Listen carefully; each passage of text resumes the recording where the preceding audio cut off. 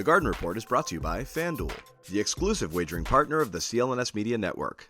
Hey, Boy Manning, welcome to the Garden Report here at Capital One Arena, where we're on our final road trip of the season, I believe, and not a good start to it.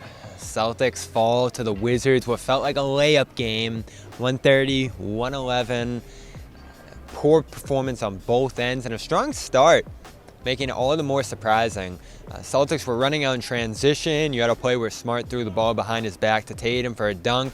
Stops leading to offense. And good sets overall. I thought the Celtics had some strong passing sequences early in this game that faded once the threes stopped falling. And Celtics shot 7 for 25 in the first half, an 0 for 5 start for Al Horford.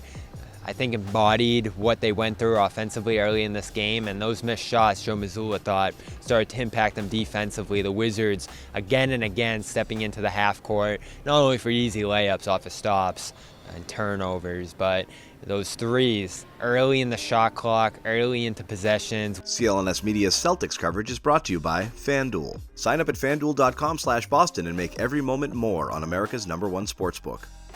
Wes Unseld talked about them coming in, and they made good use of them in this game. Monty Morris was awesome. I thought Corey Kispert played a great game on the end of those passing sequences. They did some strong things with Denny Avdia. The Wizards came to play, even without Bradley Beal, Daniel Gafford, and Kyle Kuzma, the biggest reasons you thought the Celtics would roll through this game fully healthy. They end up falling behind by 20 into the second half.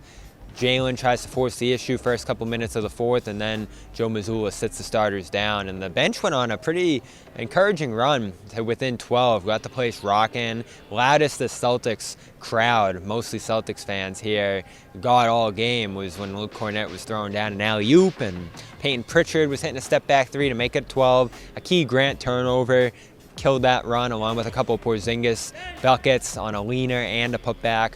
And that was it. The Celtics come out of this one with a bad loss. It's going to impact the 1 seed race. We'll get to that. But first, the reaction to this game.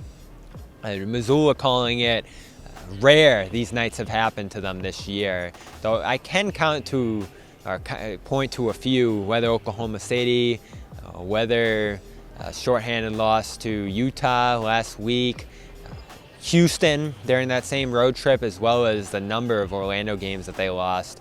A bad one to Indiana rings familiar as well from home. I believe the Pacers were missing Halliburton in that game. Scored 70 in the first half during a 3-game losing streak earlier this year. These losses play a big part in what's going to be a tight finish to the 1 seed race and maybe the 2 seed race, depending on how the late season goes for Philly. But Mazzulla not concerned, said it's one of those nights, missed shots, all the rest. Marcus Smart, similar sentiment, continuing to say something we've heard from players this year about getting their opponent's best shot.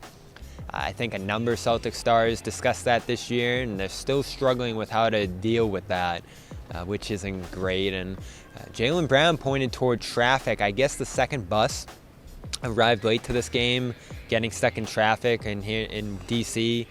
I don't know what happened there. He also alluded to something last night. I don't know if it was the White House visit or the plane, I think, having some issues coming in.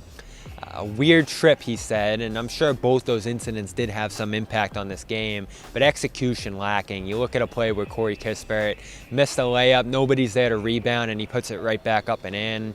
I mentioned Avdia going through Porzingis in the high post, throwing it to Kispert, and already celebrating because I think he knew the Celtics weren't going to be there on that three-point attempt. And the Wizards definitely outcompeted, out-hustled the Celtics throughout much of this game, and it will be a costly one in the standings. We'll discuss that next. Jason Tatum not worried about where the standings are going, but it is pointing in a worrisome direction if you do think the Celtics need the 1 seed to make the NBA Finals. They didn't need it last year, as he mentioned, but is this year any different? We'll talk about that in our next video. Celtics are coming into this one playing well. Won 7-9. They were number 1 in offense and defense over that stretch. That's how Mazzulla came away from playing in this one, and Brown had a similar sentiment, thinking that they had played good basketball coming into this one, but the Celtics stumble again against a bad team.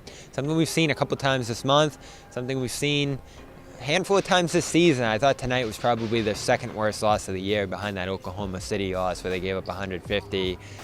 Will those come back to haunt them? Again, we'll talk about that in our next video on Celtics All Access. Go get all that reaction I mentioned here on CLNS Media's Celtics YouTube channel, and of course read our Celtics coverage on clnsmedia.com. From Washington, D.C., Capital One Arena, Celtics lose to the Wizards here, 130 to 111.